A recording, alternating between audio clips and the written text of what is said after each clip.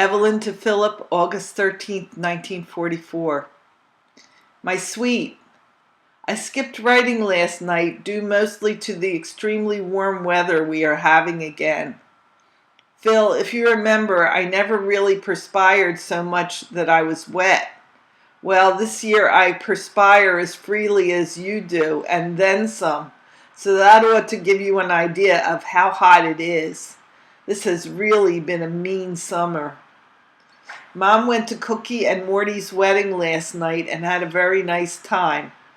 Bob and Lena picked her up. Emma stopped here and brought Diana a pair of overalls and a jersey and a little yellow chenille dolly with red hair for Adele.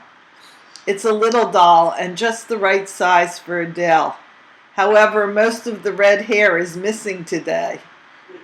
I worked for Miss Hahn for 4 hours yesterday and brought home 80 postcards to type up at home, which has been keeping me very busy, plus washing, cleaning, etc.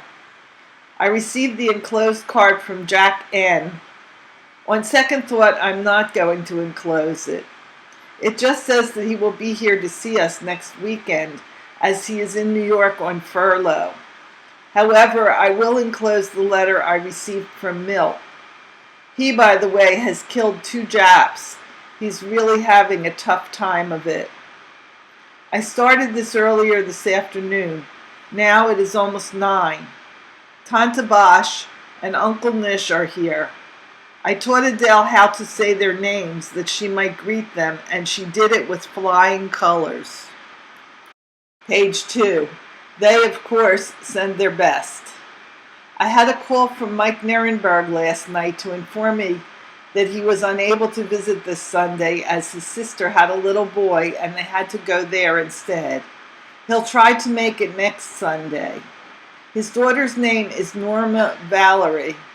Do you know, honey, that he went into the service the very day we were married, March 20th, 1941. He'll be in the service 4 years come March again. It's still so hot you could die from the heat. Adele runs me ragged.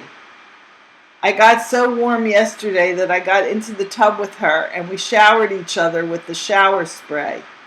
It isn't much fun though because the tub isn't large enough to allow for moving around.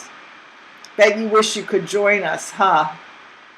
I'm going to report into work at least an hour earlier each day for the next 2 weeks, as the bookkeeper is on a 2 weeks vacation, and I'll try to keep his work from piling up too high. For instance, he taught me how to make the deposits their way and do several things that must be done daily while he is away. I wonder if Mr. B realizes how lucky he is to get a gal like me to fill in. Nothing else of much importance except Dot and Snuff are coming up for dinner tomorrow night. Mickey Wyman also. And I just hope I'll be able to squeeze a letter in during the course of the evening. I love you, baby, so very much that it hurts and hurts and hurts. I certainly hope you are right when you say phooey on 45. How I hope you are right. Good night, sweetheart. I am and always will be your Ev. Philip to Evelyn, 13 August 1944.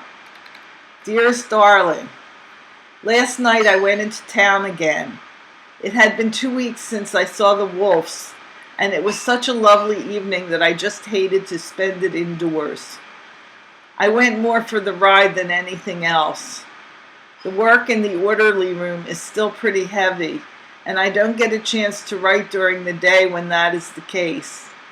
Anyway, I went into town with Cunningham, Burdine, Baker, and had 3 beers with them, and then hopped a cab to the Wolf's place.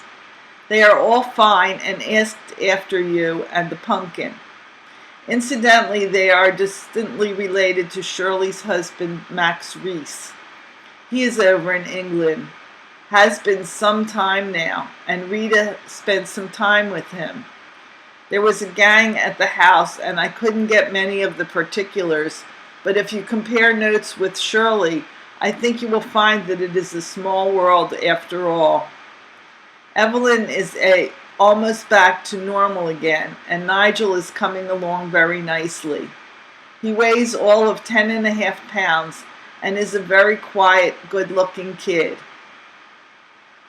They put out tomato, herring, lettuce, tomatoes, and mayonnaise for a late supper. Of course, I proceeded to make a sandwich out of the ingredients at hand.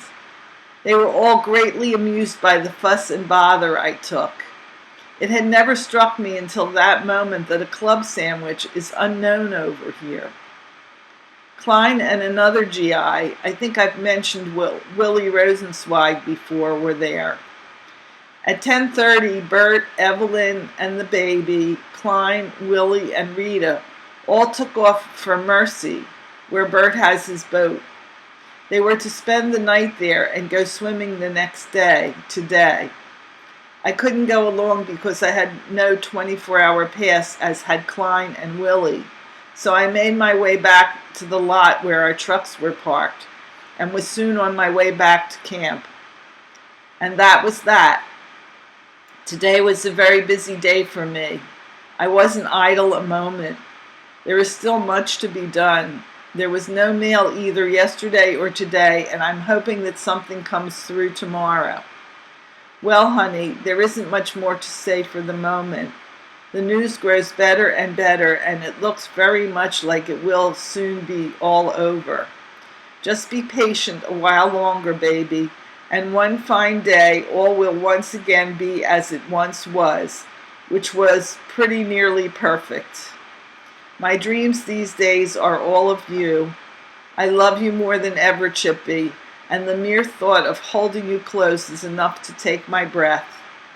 My dearest love to the lassie, Mom, and all the folks. I'll try to make it a longer letter tomorrow, sweet. Until then, I am your adoring Phil. P.S. Oh yes, I hope you like the insignia. Almost forgot to enclose it. Can you imagine?